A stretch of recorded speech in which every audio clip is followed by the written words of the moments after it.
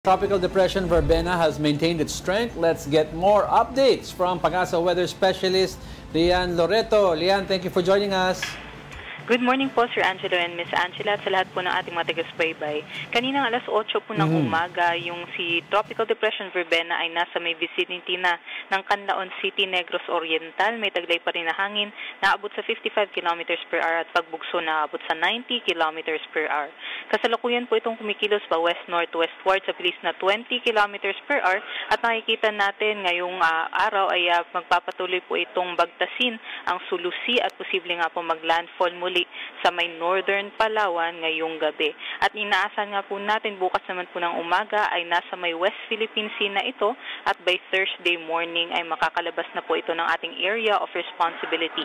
At ngayon meron pa rin po nakataas na wind signal number 1 sa may Occidental Mindoro, Oriental Mindoro, Romblon, northern and central portions ng Palawan kabilang ng Calamian, Cuyo at Cagayan Silio Islands, mainland Masbate, Antique, Aklan, Capiz, Iloilo, Guimaras, Negros Occidental, Negros Oriental, Siquijor, Cebu, Bohol, Samar, Eastern Samar, Biliran, Leyte at Southern Leyte, maging sa may Dinagat Island, Surigao del Norte, northern portion ng Surigao del Sur, Agusan del Norte, northeastern portion ng Agusan del Sur, Camiguin, Misamis Oriental, northern portion ng Misamis Occidental, maging sa may northern portion ng Zamboanga del Norte. So automatic po sa lahat ng may wind signal number 1 ay bawal pong pumalaot at meron din po tayo nakatas na gale warning naman po sa may seaboards ng Northern Luzon, bawal din pong pumalaot yung ating mga kababayan dyan. At sa ngayon nga po, aside dito sa ating binabantayan ng si Bagyong Verbena, itong shear line din ay magdadala rin po ng mga pag-ulan. Inaasahan natin yung malalakas na mga pag-ulan ngayong hapon hanggang bukas po dahil sa combined effects nitong Bagyong Verbena at dito din po sa shear line sa may Northern Luzon area hanggang 100 to 200 millimeters po yan na mga pag-ulan which is equivalent po sa 8 hanggang 16 na timba ng tubig na ibinuhos po sa 1 meter squared na area. So kung meron po tayong ganun na mga pag-ulan, ay posible po talaga yung mga malawakang mga pagbaha. Kaya't mag-ingat po yung ating mga kababayan dyan. Aside po doon, pati dito po sa may eastern section ng Central Luzon, maging sa may Calabar Zone at Metro Manila, meron din po tayong mga pag-ulan dahil po sa shear line. Ayun. Lian, parang nagulat ang lahat kasi parang sabi nila parang tahimik siyang pumasok dito. Although kasi signal number 1, pero overall, kung saan siya naglandfall, ano ang effect naman ng ulan doon?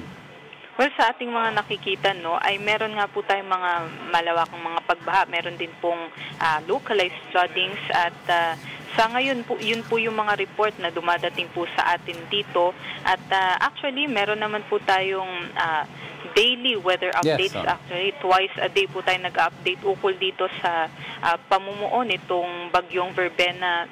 Since last week, ay meron na po tayong mga pinapalabas na mga weather updates ukol dito sa TC Threat Potential Forecast natin. So, itong Bagyong Verbena ay actually ano po talaga, nasubaybayan po talaga natin yung kanyang pagkabuo at pagiging bagyo mismo. Oo. Pero nakita ba natin na parang ngayon sa pagkilos niya, well, ever since na pumasok ito sa Philippine Area of Responsibility natin, medyo may pagkabagal siya? Well, actually, normal naman po or average speed lang naman po siya, 20 kilometers per hour po. Alright. Okay, may nakikita ba tayong iba pang weather system outside of Philippine Area of Responsibility na maaaring pumasok? Sa ngayon, next week, meron po tayong binabantayan na possible maging low pressure area. Ngunit mataas pa po yung lead time natin kaya posible pa rin pong magbago itong mga possible weather disturbance. Lian, balikan ko lang yung forecast for today, in terms of, you mentioned Central and Northern Luzon sa rainfall. How about Metro Manila? Kasi may mga some cities sa Metro Manila nag-cancel, yung iba hindi. Pero ano effect overall sa Metro Manila nitong ulan?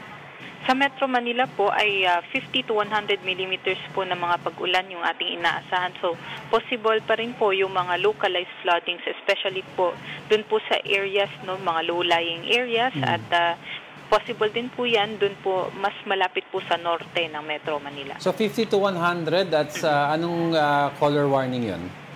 50 to 100 nasa yellow po. Nasa yellow pa, okay.